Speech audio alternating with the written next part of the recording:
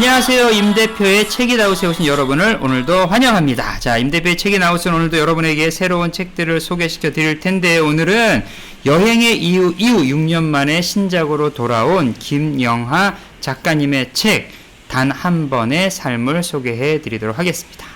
네, 안녕하세요. 제가 있는 곳은 호주 시드니고요. 갑자기 비가 내리기 시작했습니다. 혹시 마이크에 빗소리가 들어가면은 그런가 보다 하시고요. 시드니는 지금 겨울을 끝내고 봄이 내립니다. 봄비가 시작되는 거죠. 한국은 가을이겠군요. 자, 오늘 단 한 번의 삶. 여러분, 제가 이 책을 보면서 또 한 번 역시 김영하는 김영하구나 라는 생각을 했습니다.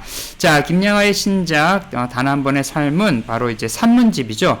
60만 명이 넘는 독자들의 사랑을 받았던 여행의 이후에 6년 만에 선보이는 산문집입니다. 유료 이메일 구독 서비스였던 영화의 날씨에서 2024년이었죠. 연재됐던 글들을 모았는데 그걸 그대로 낸 것이 아니라 그걸 좀 대폭 수정을 했다는 거죠. 새롭게 수정을 해서 영화의 날씨 초기 구독자들이 들었던 거는 약간 좀 다를 수도 있어요. 하지만 이 글 속에는 정말 내놓기 어려운 것들, 가족의 이야기들, 우리 그런 얘기 있잖아요. 가족은 건들지 마라. 하지만 김영하 작가의 가족에 대한 이야기를 했습니다. 저희가 여기서 잠깐의 팁을 하나 좀 드리자면, 자, 여러분들 어머님께서 결혼하시기 전에 어떠한 일을 하셨는지 혹시 아십니까?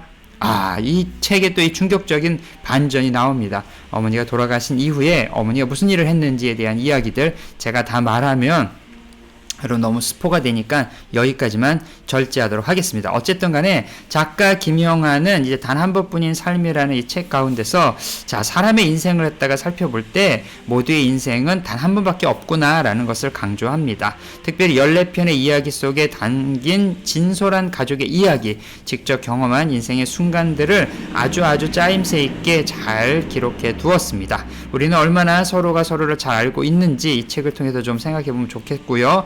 생각은 하나의 질문으로 조금씩 움직여지는데, 내 앞에 놓인 어떠한 삶도 하찮은 삶이 없다라는 것을 이 책을 통해서 알 수 있게 되었습니다. 자, 이 책의 원래 제목은 이거였답니다. 원래 나는 인생 사용법이라는 호기로운 제목으로 원고를 쓰기 시작했다. 야, 인생 사용법. 이거 뭔가 이렇게 좀 모든 사람이 여기에 맞춰야 돼라는 이런 느낌이 좀 있지 않습니까? 하지만 내가 인생에 대해서 자신 있게 할 말이 별로 없다는 걸 깨닫고, 내가 알고 있는 것은 그저 내가 단 한 번의 삶이 나에게 주어졌다는 것뿐이다라고 김영하 작가는 말하고 있습니다. 누구에게나 인생은 단 한 번이죠. 여러분의 한 번뿐인 인생을 후회하면서 살지 마십시오. 한 번, 신이 우리에게 주신 단 한 번의 삶을 정말 여러분 의미 있게 살았으면 좋겠습니다.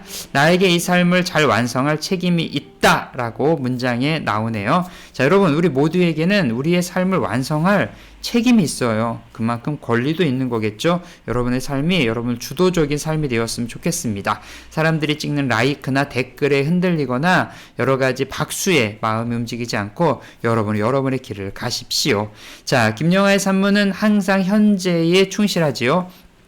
여행을 다녀온 다음에 기록한 여행의 이유나 시칠리아에서의 인문학적 여정을 그린 오랜 준비된 해답, 또 틀을 깨는 사유와 심층적으로 꿰뚫는 예리한 시선이 돋보이는 다다다까지 김영하는 자신이 보고 겪고 느낀 것들에 대해서 기록하며 나누는 것들을 여태까지 독자들과 해왔어요. 자, 부지런히 쌓은 경험을 중심으로 많은 생각들을 펼쳐가면서 많은 에피소드를 자연스럽게 녹아내렸고요. 자신의 인생에 직접 꺼내기 어려운 이야기를 이번에 이 책을 통해서 우리에게 보여지게 됩니다. 모두에게 한 번뿐인 그 인생, 이런 기회를 어떻게 표현할 수 있을까? 인생 사용법이라는 제목을 통해서 여러 가지 얘기를 했지만 그 내용들을 조금 더 새롭게 조정을 해서 이 책을 썼다라고 얘기합니다. 자, 이 이야기에 되게 중요한 이슈가 있는데 바로 어머니의 빈소에서 시작된다는 거죠. 알타가 돌아가신 어머니가 생전 숨겨온 비밀이 밝혀지는 겁니다. 아버지에게 품었던 첫 기대와 실망을 또 돌이켜보게 되고요. 우리 가끔 그런 적 있잖아요. 왜 아버지는 저렇게 말씀을 하실까? 왜 어머니는 저렇게 행동을 하실까? 에 대한 이유가 다 있었다는 겁니다. 다 그 이유가 있었다는 거죠. 그래서 마음 한편에 쌓아두었던 기억들을 이제 하나씩 퍼즐을 맞춰 보는 거예요.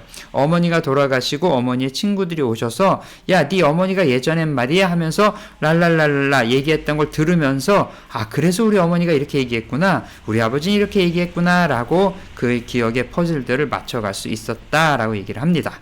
부모와의 관계, 유년기의 기억들, 학창시절의 따뜻함과 또 여러가지 평범한 인생 가운데 있었던 일들, 이런 것들을 김영하 특유의 담백하고 직관적인 문체로 일상적인 내용들을 공유하다시피 이 책을 써내려 갑니다. 자, 이 책을 읽는 독자들에게는 어떤 생각이 들까요? 김영하가 자신의 기억을 정리하고 지나간 시간을 되돌아본 것처럼 제 생각에는 저도 그랬고요. 이 책을 읽을 때 내 자신의 삶을, 지나온 삶을 다시 한번 점검해보고 나와 함께한 사람들 가운데 나의 역할이 무엇이었는지, 나는 왜 그것을 선택했는지를 다시 한번 점검하는 시간이 되었으면 좋겠습니다.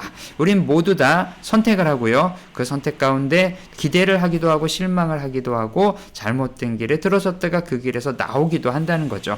그런데 이 모든 우리의 삶 가운데 있던 여정이 사실은 우리가 최선을 다한 우리의 삶의 흔적이라는 겁니다. 가끔씩 나이가 드신 어른분들이 뭐 어디도 아파 이렇게 말씀을 하실 때가 있어요. 근데 그럴 때 제가 이런 말씀을 드렸어요.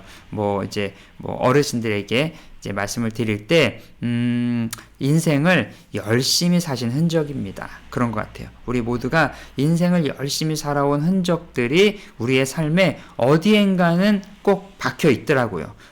손을 많이 쓰신 분은 손에 관절염이 오시기도 하고요.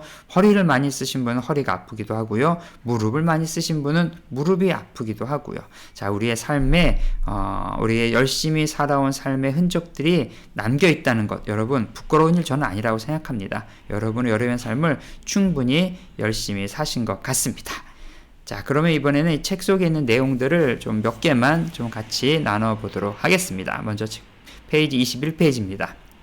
그날의 빈소는 마치 소설의 반전과도 같았다. 반전은 독자의 선입견과 자만심을 통렬히 일깨우면서 이야기 전체와 인물을 새롭게 보게 만드는 극적 장치로 그날 나는 누구보다도 잘 알고 있다고 자부했던 엄마라는 인물에 대해 내가 별로 알고 있는 게 없을 수 있다는 것을 깨달았다. 엄마는 내가 아직 이 세상에 존재하지 않았던 시절의 자신에 대해 입을 다문 채 이 세상을 떠났고, 그러므로써 내게는 제한된 정보만으로 독자가 적극적으로 상상해내야 하는 소설 속 인물과도 다르지 않게 되었다. 어머님에 대해서 알고 있는 이야기가 많지 않았기 때문에 어머니는 이러한 사람일 거야 라고 생각을 했지만, 사실은 어머님의 장례식장에서 다른 사람들의 이야기를 들으면서 내가 알던 어머니와 다른 어머니구나 라는 것을 깨닫게 되었다는 겁니다. 여러분, 지금 아직 가능하시다면 조금 더 여러분들의 어머니에 대해서 알아보시는 건 어떨까 생각을 합니다. 페이지 197페이지입니다.